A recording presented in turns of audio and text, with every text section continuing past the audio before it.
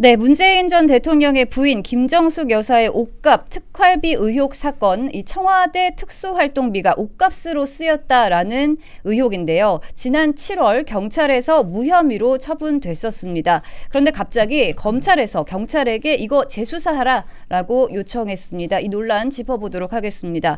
네, 김정숙 여사의 옷값 의혹 재수사 요청. 이게 이재명 정부의 사법 리스크 부담을 덜기 위한 시선 돌리기용 아니냐 이런 목소리도 나오고 거든요. 어떻게 보십니까? 그렇게도 평가할 수 있을 것 같은데 일단은 정권이 수립이 되면은 가장 장악하기 쉬운 게 경찰이거든요. 그래서 초기에 경찰선에서 이미 관봉권이 발견이 됐습니다. 증거가 체증이 됐음에도 불구하고 무혐의 처리를 해서 굉장히 의문스러웠거든요. 그래서 이 정권 초기 기조는 문재인 정권의 어떤 적폐사에 대해서도 좀 덮고 가겠다라고 하는 기조가 아닌가라고 저는 생각을 했었는데 방금 말씀하신 것처럼 다시 또 지금 정권이 좀 궁지에 몰리는 그림으로 가니까 다시 끄집어낸 것이 아닌가라고 하는 생각이 들거든요. 그런데 이제 그런 해석보다 제가 봤을 때는 검찰도 어느 정도 지금 정권에 항명하는 부분들이 있을 것 같고요. 지금 정권도 굳이 사실 지금 이재명 정부 인사 중에 문재인 정권 인사는 한 명도 없다라고 전해지고 있습니다. 대통령실을 비롯해서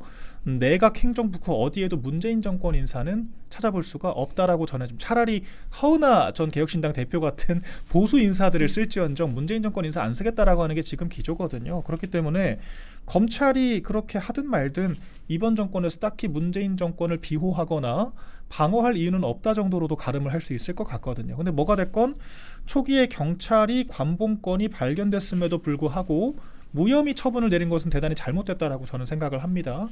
실제로 김정숙 여사가 이 네티즌들이 옷을 다 수집을 해놨어요. 그래서 김정숙 패션쇼 해가지고 거의 수백 장의 그런 사진들이 한꺼번에 이 캡처가 돼서 돌아다니거든요. 네. 근데 그 옷들 하나하나 값어치를 따져보면은 최소 수백억 원에 달한다라고 하는 얘기들이 있습니다. 그리고 뭐 까르띠에 배지를 또 달고 다녔다라고 하는 또 의혹들 등등 액세서리들도 많이 발견이 되고 있고요.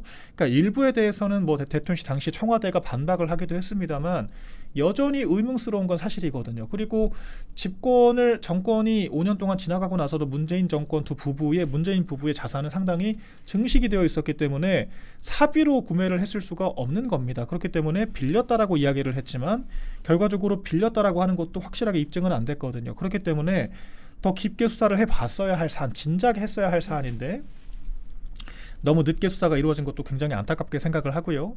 늦게 이루어진 수사조차도 정권이 바뀌자마자 묻어버리라고 했다라고 하는 것도 굉장히 유감스럽고요.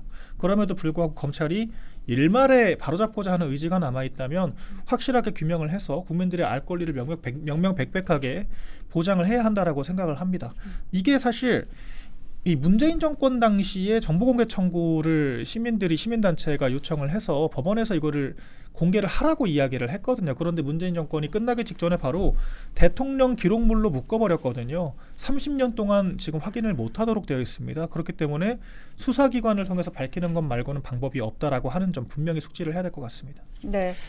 네, 이거 쉽게 설명을 드릴게요. 도둑이 있습니다. 도둑이 어떤 집에 들어가서 돈을 훔쳐왔어요. 돈을 훔쳐와서 이거 그 집에서 훔쳐온 거 맞아? 네, 그 집에서 훔쳐온 거 맞습니다. 여기까지는 확인을 했어요. 안방에서 갖고 온 거야? 작은 방에서 갖고 온 거야? 그건 모르겠는데요. 기억이 안 나는데요. 너무 어두워가지고 제가 가서 갖고 온 게 안방인지 작은 방인지 모르겠습니다. 아 그래? 그럼 무혐의 라고 해서 경찰이 무혐의를 내린 거예요. 네. 관봉권으로 해서 현금 결제한 거는 확인을 했다. 근데 이게 조폐공사를 통해 가지고 어떤 금융기관 혹은 뭐 국정원이든 뭐든 어떤 기관으로 어떤 돈으로 왔는지 확인을 못 해가지고 무혐의를 했다고 하니까 검찰에서 이건 너무나 이상한데 야 재수사해. 그 집에서 훔쳐왔으면 다 국고 손실이고, 국고라는 게 하나의 국고지 국고가 뭐 나눠져 있는 게 아니지 않습니까? 하나의 국고인 거지 혐의 적용을 해. 이거는 그 송치해, 기소하게 라고 해서 재수사 명령을 내린 거다. 경찰의 그 무혐의 불송치가 굉장히 잘못된 것이다라는 말씀을 드린 겁니다. 네. 네. 결국 이번 일로 이제 민주당 내 친명계와 친문계 간의 본격적인 갈등, 이른바 명문 내전의 신호탄이 될 것이다. 이렇게 해석하는 사람들도 네. 있거든요. 문재인은 이미 힘이 없기 때문에 때리는 대로 맞아야죠. 그리고 사실 윤석열 정권 때 이미 단죄가 되었어야 할 사안인데 왜 똑바로 수사를 안 했는지 저는 굉장히 유감스러운 부분들이 있습니다. 당시에 한동훈이 초기 법무부 장관이었고 한동훈과 파트너십을 맺었던 것이 이원석 검찰총장이었잖아요. 이원석 총장 같은 경우에는 이 문재인 수사 관련해서 전직 대통령에 대한 예우 차원에서 소환 조사는 신중해야 한다라고 하는 말 같지도 않은 이야기를 해서 문매를 맞았던 인물들이고요. 결과적으로 두 인물이 물러나고 나서 박성재 법무부 장관 체제가 되어서야 비로소 수사가 이루어졌다라고 하는 점이 이거는 저 윤석열 정권 내부에서 명확한 단죄 의지가 없었던 것이 아닌가, 일부 인사들이 그렇게 해가 되는 행위를 했던 것이 아닌가라고 저는 추정을 하고 있습니다. 뭐 아무튼 정권 말에 수사가 시작이 되긴 했지만 집중적으로 규명이 되진 않았고, 지금 사실 이 건만 걸려 있는 것이 아니거든요. 김정숙 여사 옷값 문제와 그리고 이제 그 문재인 사위의 이스타항공 특혜 채용 의혹에 대해서 문재인이 뇌물을 받았다라고 지금 기소가 되어 있는 상태거든요.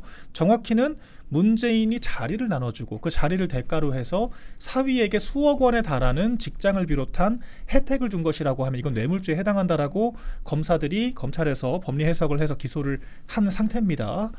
그러니까 이런 여러 가지 혐의들이 있는 상태이기 때문에 제대로 수사를 하고 결론을 내야겠죠. 그리고 이런 부분들에 대해서 저희가 사실 반농담으로 얘기를 한 적이 있거든요. 오히려 이재명 정권이 집권하는 것을 문재인은 누구보다 꺼릴 것이다. 그게 바로 이런 지점들 때문입니다. 두 사람이 앙숙 중에 앙숙이기 때문에 봐줄 이유가 없다라고 하는 것이고요.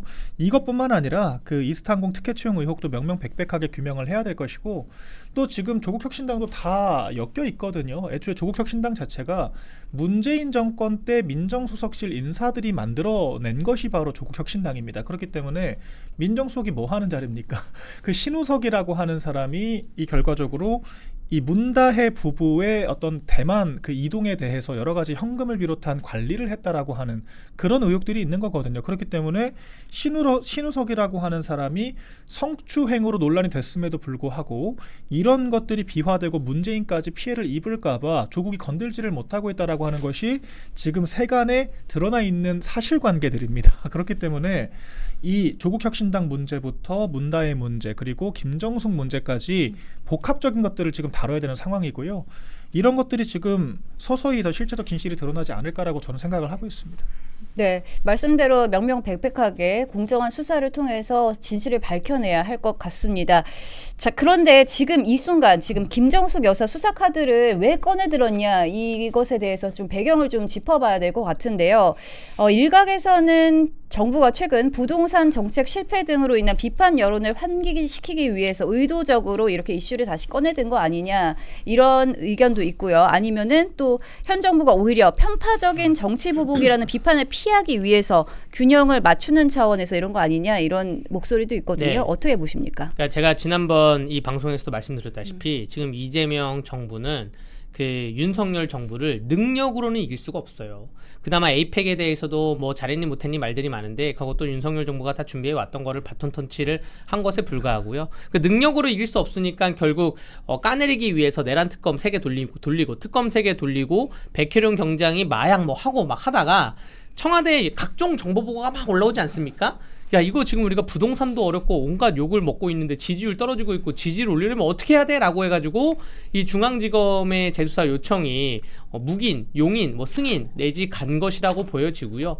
이게 민주당이 주장했던 거에 자가당착이죠. 지금 중앙지검에서 김정숙 여사 옷을 재수사한다고 보도가 나온 지 지금 8시간 정도가 지났는데 민주당의 어떠한 사람도 아직 입장 발표를 하지 않았어요. 내일 뭐 민주당 최고위원회나 내일 모레 최고위원회에서 어떤 얘기가 나올지 모르겠는데 지금 아까 말한 친문계 친명계 그 싸움도 약간 재밌어지면서도 모순인 게 여기에 대해서 중앙지검이 정치 검사다라고 하기에도 애매하고 대통령실 눈치 보이고 본인들이 이제까지 해왔던 말이 검찰은 정치 검사다. 그래서 검찰 해체해야 된다라고 했는데 지금 검찰이 재수사 요청을 내린 게 비판을 해야 되는데 비판도 못하겠고 이러한 자가당착적인 모순에 빠진 민주당이다라고 생각이 들면서 그 대통령실에서 제가 좀 팁을 드릴게요. 이재명 대통령실한테. 이재명 대통령실이 야, 우리가 전국을 환기시켜야 돼. 어떻게 해야 돼? 그럼 문재인 괴롭히는 거야 뭐 그냥 하시고 특별 감찰관을 도입하기 바랍니다. 특별 감찰관 제도가 박근혜 정부 때 도입했죠.